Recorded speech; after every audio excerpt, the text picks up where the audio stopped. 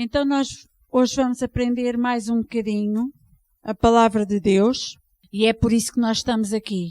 Estamos aqui para aprender a palavra de Deus para que no nosso dia a dia nós tenhamos sucesso. Amém? Hoje eu vou falar um pouco de alguns deveres que nós temos como cristãos e alguns benefícios. E nós vamos começar por ver um dos benefícios que se encontra em João,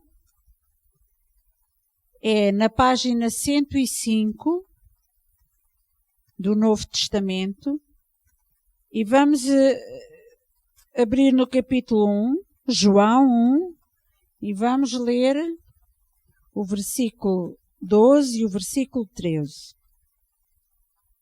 Diz assim: os quais não nasceram do sangue, nem da vontade da carne, nem da vontade do varão, mas de Deus. E o Verbo se fez carne e habitou entre nós.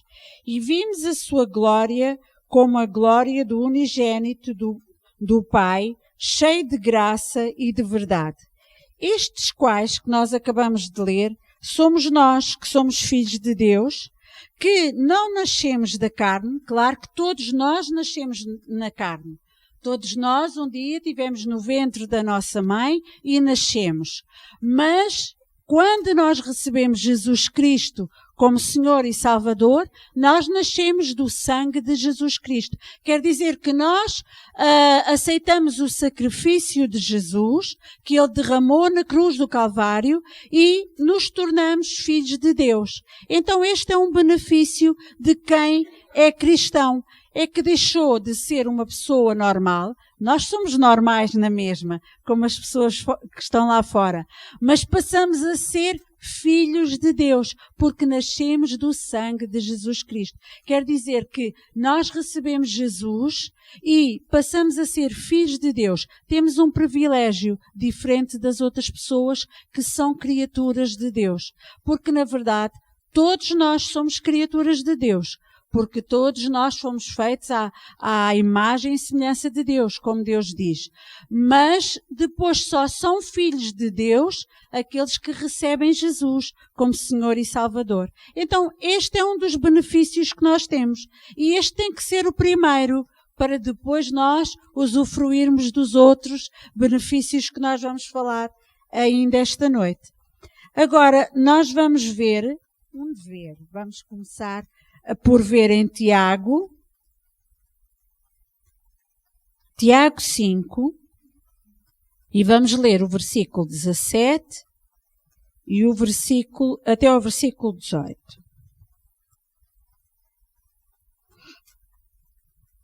Elias era um homem sujeito às mesmas paixões que nós, e orando pediu que não chovesse, e por 3 anos e 6 meses não choveu sobre a terra. E orou outra vez, e o céu deu chuva, e a terra produziu o seu fruto. Este é um dos deveres que todos nós temos, que é orar. E este exemplo que eu dei foi de um homem de Deus, Elias. Ele era um homem, ele era profeta, e ele era um homem de Deus. E houve uma altura em que na terra houve uma grande seca. E Elias, com a sua oração, com o seu pedido a Deus, ele pediu para que chovesse. E veio a chuva sobre a terra. E houve outra altura em que a chuva foi demais e ele orou e pediu para que parasse. E a chuva parou. Então, a nossa oração tem muito poder. Quando nós precisarmos de alguma coisa, se nós orarmos ao nosso Deus, Ele vai ouvir o nosso clamor, vai ouvir a nossa oração e vai responder. Certamente, se nós fizermos pedidos que não é da vontade de Deus, que se for coisas más, e Deus não vai ouvir nem vai responder. Mas se nós fizermos pedidos que seja de acordo com a palavra de Deus, que sejam pedidos para ajudarmos outra pessoa, para orarmos por outra pessoa, Deus vai ouvir a nossa oração. Então é o dever de um cristão. Todos os dias nós temos que ter comunhão com o Pai. nós temos que orar, nós temos que agradecer as coisas boas que Ele já fez e fazer os nossos pedidos. Claro que não somos como aquelas criancinhas que andam sempre de roda do pai a pedir, a pedir, a pedir. Porque quando ele chega ao pé do pai e dá um beijinho e agradece alguma coisa, o pai também fica contente. O nosso Deus também é assim. Quando nós orarmos a Deus, que não seja só para fazer pedidos, mas que seja também para agradecer e para o adorar. Mas quando nós fizermos pedidos com fé e sabendo que é a vontade de Deus, Deus vai ouvir e vai responder. Amém? Vamos agora abrir no Salmo 65, que é na página 594. Página 594.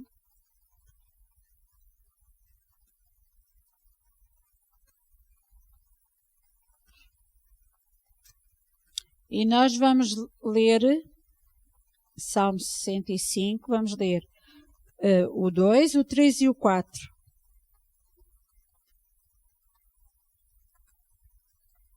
Bem-aventurado aquele que tu escolhes e fazes chegar a ti, para que habite em teus átrios. Nós seremos satisfeitos da bondade da tua casa e do teu santo templo. Com coisas tremendas de justiça nos responderás, ó Deus da nossa salvação. Tu és a esperança de todas as extremidades da terra, de todas as extremidades da terra, e daqueles que estão longe sobre o mar. O que pela sua força conciliada os montes cingindo de fortaleza. Vamos ficar por aqui. A palavra de Deus diz que aquele que serve a Deus é bem-aventurado, aquele que escolhe estar na casa de Deus, para ser cheio da presença de Deus, da palavra de Deus. Esse é bem-aventurado. Então, nós somos bem-aventurados. Este é um benefício do que é cristão. Ele é bem-aventurado na casa de Deus. Ele recebe as necessidades que ele tem na casa de Deus. Ele louva a Deus. Ele declara aquilo que ele sente diante de Deus na sua casa, no seu templo. Então, o templo, a casa de Deus, foi criada para que haja gozo nos filhos de Deus, para que quando nós chegamos aqui, chegamos diante do nosso Pai querido e declaremos o nosso amor por Ele, e também Ele vai reconhecer as nossas necessidades quando nós estamos todos reunidos no templo. Ele diz que o seu povo é bem-aventurado quando está na sua casa. Amém? Agora vamos abrir no Salmo 133. É um pouquinho à frente.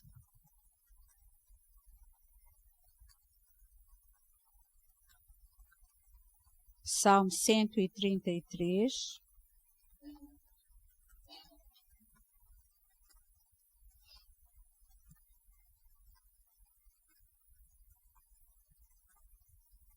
E vamos ver mais um dever que nós temos. Vamos começar por ler o capítulo 1. Oh, quão bom e quão suave é que os irmãos vivam em união. É como o óleo precioso sobre a cabeça, que desce sobre a barba de Arão, e que desce à orla dos seus vestidos. Como o orvalho de Hermon, que desce sobre os montes de Sião, porque ali o Senhor ordena a bênção e a vida para sempre. Este é um benefício que Deus nos dá, que é, nós estamos na casa de Deus, nós vivemos em união, e quando estamos lá fora, temos essa oportunidade de nos amarmos e de nos ajudarmos uns aos outros. Mas a palavra de Deus diz, oh, quão bom e quão suave é que os irmãos vivam em união. E depois, no fim do último versículo, diz, nós acabamos de ler, porque ali o Senhor ordena a bênção para sempre. Então, é da vontade de Deus que nós andemos em união, porque Deus nos vai abençoar. Ele vai ordenar a bênção, não só na sua casa, mas sobre os seus filhos. Então este é um benefício que Deus nos dá, de se nós andarmos em união, Ele nos vai abençoar. Amém? Então nós temos que fazer um esforço Claro que nós não somos todos iguais e todos nós temos uns feitios diferentes e às vezes, sem querer, até nem fazemos aquilo que as outras pessoas se agradam. Mas Deus está a falar do seu amor e desta união que é diferente do amor do mundo. Nós temos o amor de Jesus. Jesus e Deus nos ama não porque nós sejamos perfeitos. E é isso que Ele exige de nós. Nós temos que nos amar uns aos outros. Não porque somos todos perfeitos, não porque somos todos iguais, mas porque nós procuramos fazer a palavra de Deus. E nós queremos andar em união para que Deus derrame a sua bênção e haja paz e haja amor neste lugar e nos nossos corações. Amém? Agora nós vamos ver mais um dever que está em Atos. Vamos falar sobre ele também, lendo um pouco a palavra de Deus. Atos 4, é a página 138.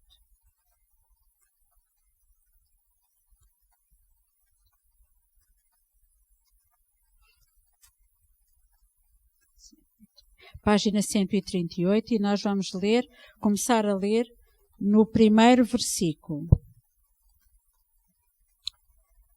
E estando eles falando ao povo, sobrevieram os sacerdotes e o capitão do templo e os saduceus, doendo-se muito de que ensinassem o povo e anunciassem a Jesus a ressurreição dos mortos.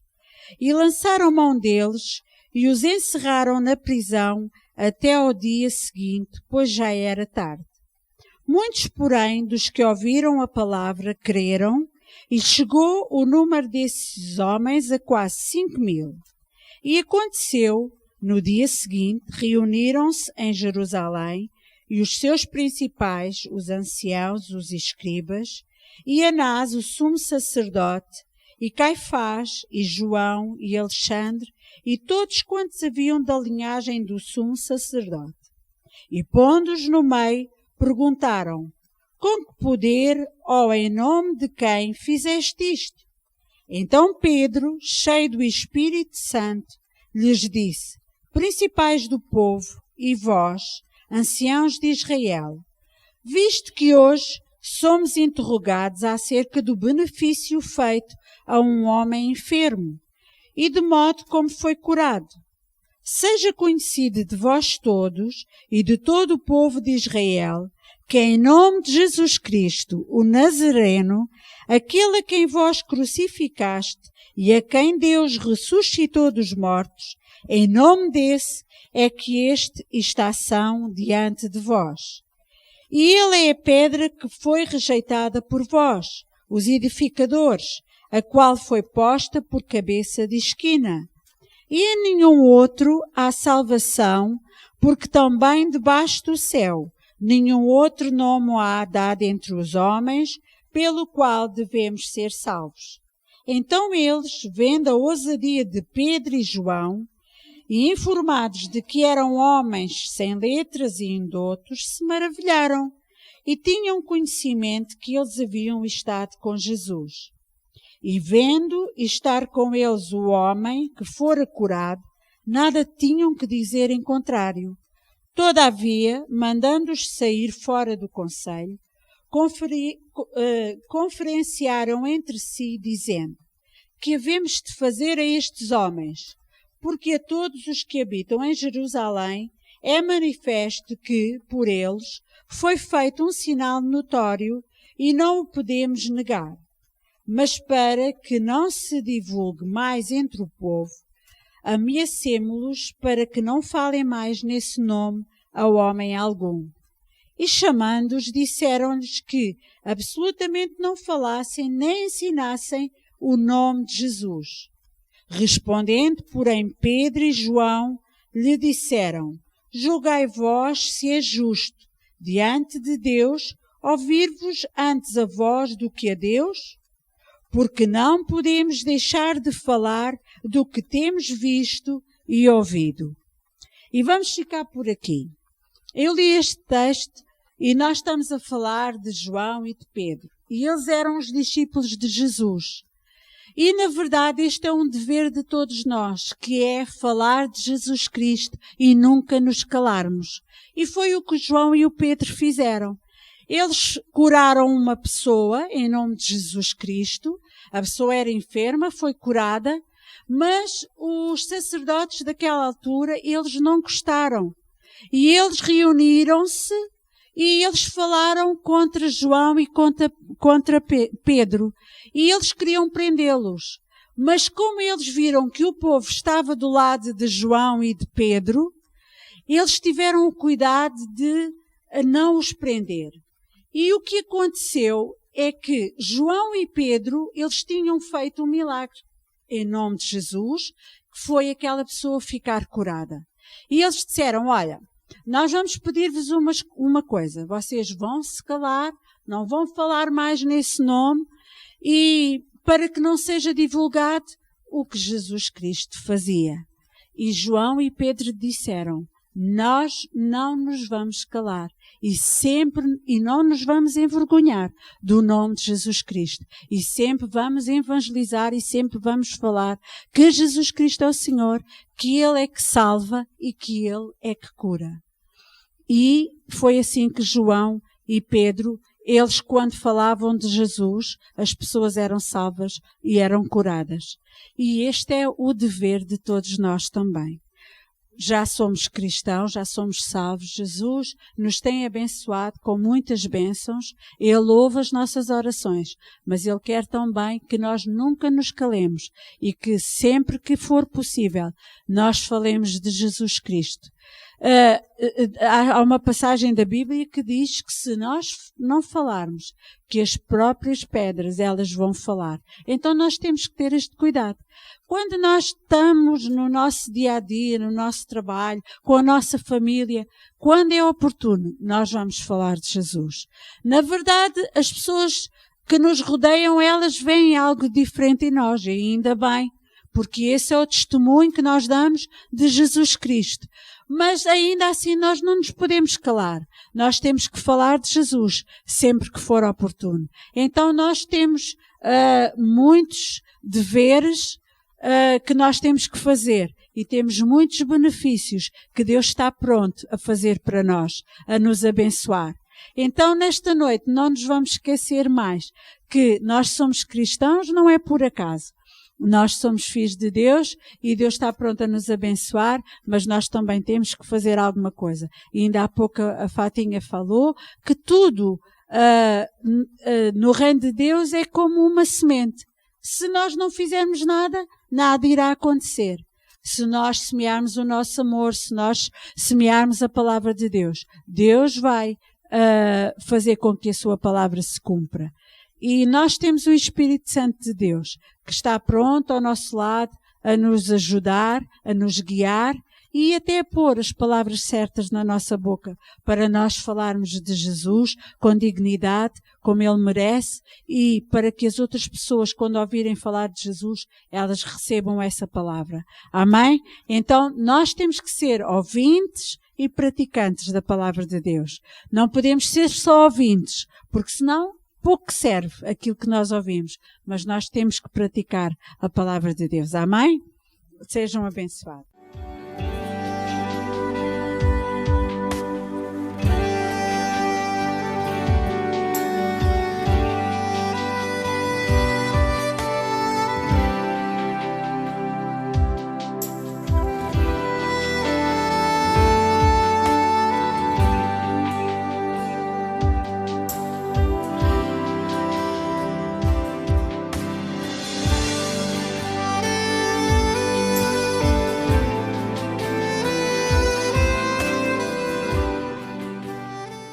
Vamos abrir, se faz favor, a nossa Bíblia em 2 de Coríntios, no capítulo 9.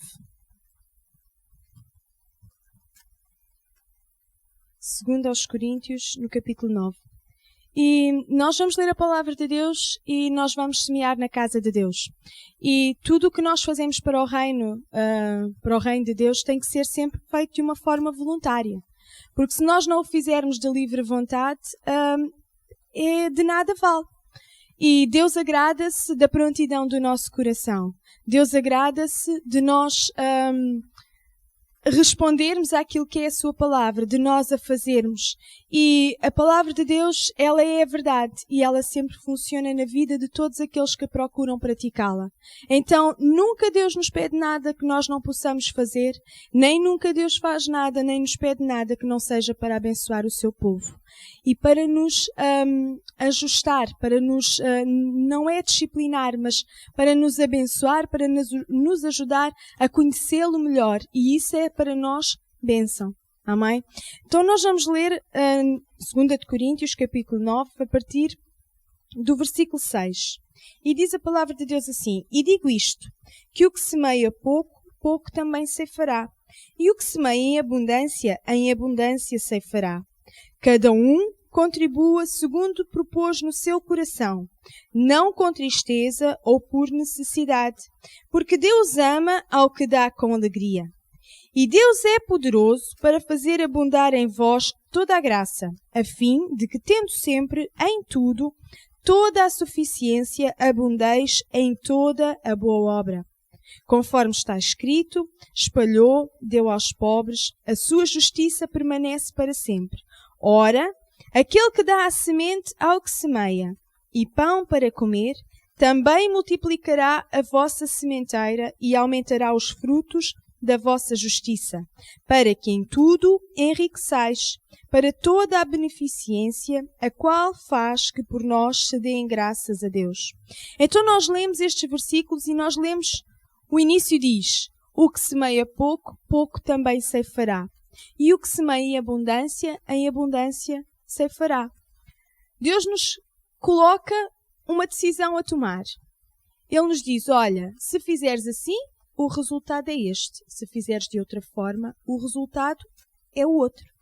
Mas depois diz, olha, não contribuas com tristeza, ou a pensar que daí vai haver uma grande coisa. Não. Falo com alegria, porque é disso que eu me agrado. E era aquilo que eu há pouco vos estava a dizer.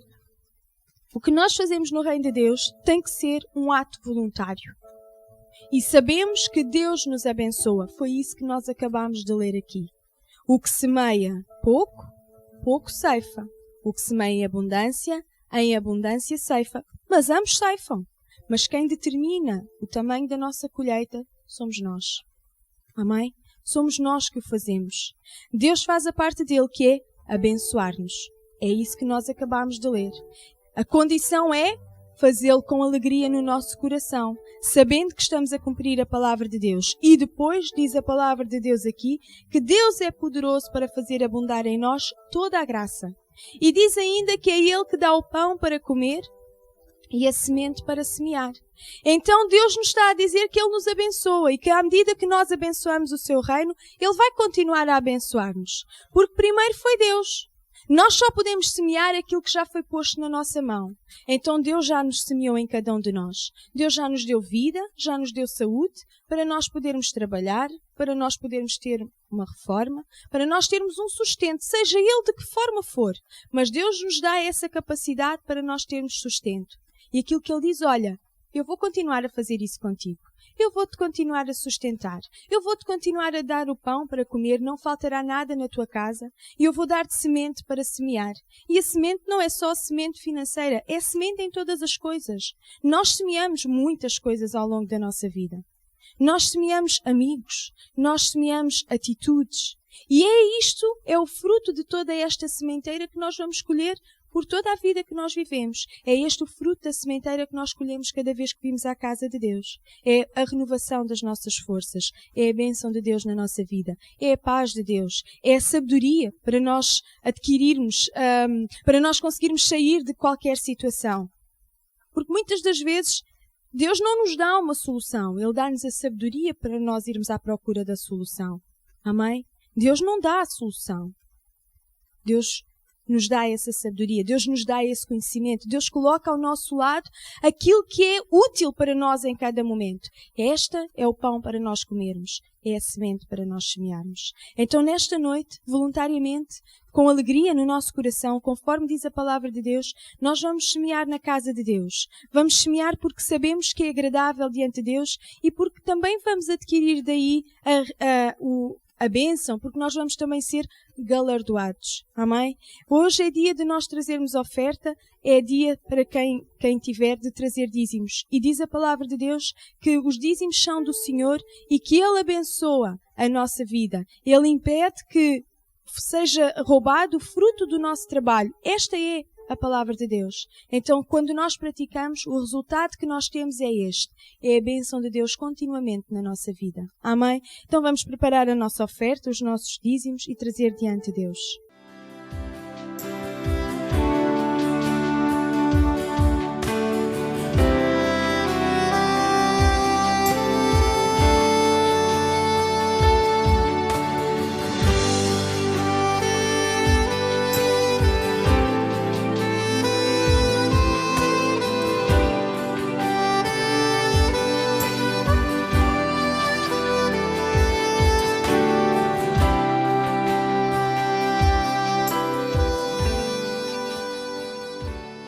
Vamos levantar as nossas mãos e nós vamos orar ao Senhor e vamos dizer: Pai, com alegria, Senhor, nós trouxemos diante de Ti estas ofertas e dízimos. E Te agradecemos, Senhor, pela Tua palavra, porque ela é viva, ela é eficaz e ela não volta para trás sem fazer, Senhor, aquilo para que Tu a enviaste. E nós Te agradecemos, Senhor, porque o Teu povo, ele será bendito em todo o lugar. Ele terá sempre semente para semear e terá sempre pão para comer. E esta tua casa, ela terá sempre todas as necessidades supridas por tua glória, pelas tuas riquezas, em o nome de Jesus Cristo. E, Senhor, declaramos a tua bênção para todo o povo que está longe da tua casa, mas que faz parte dela e que a abençoa. Oramos, Senhor, para que a tua bênção alcance o teu povo, que está na França, que está na Marinha Grande, que está em Inglaterra, que as suas vidas, elas prosperem em cada dia, em o nome de Jesus. E declaramos que o povo de Deus, reunido neste lugar, terá sempre sustento em o nome de Jesus. Amém. Amém. Amém.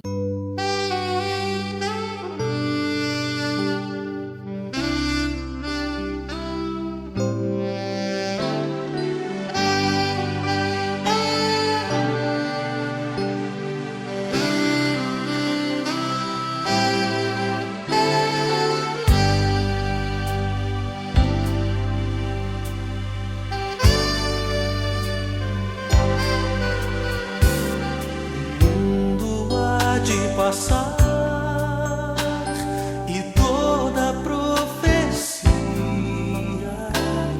os dons, as línguas e tudo mais que existir. Porém, como aquele que foi, hoje é e para sempre há de ser. O amor é a essência de Deus e para sempre também vai viver. Bondoso e sem rancor,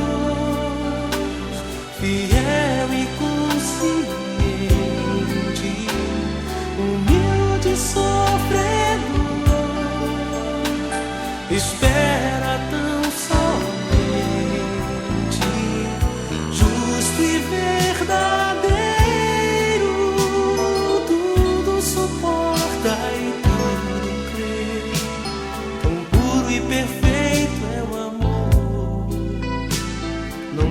Interesse ou favor, mistério, expressão, vida e luz, o Senhor. Se eu pudesse saber destinos ou futuros, fazer mover as montanhas com minha fé. Se eu pudesse falar qualquer língua em qualquer lugar,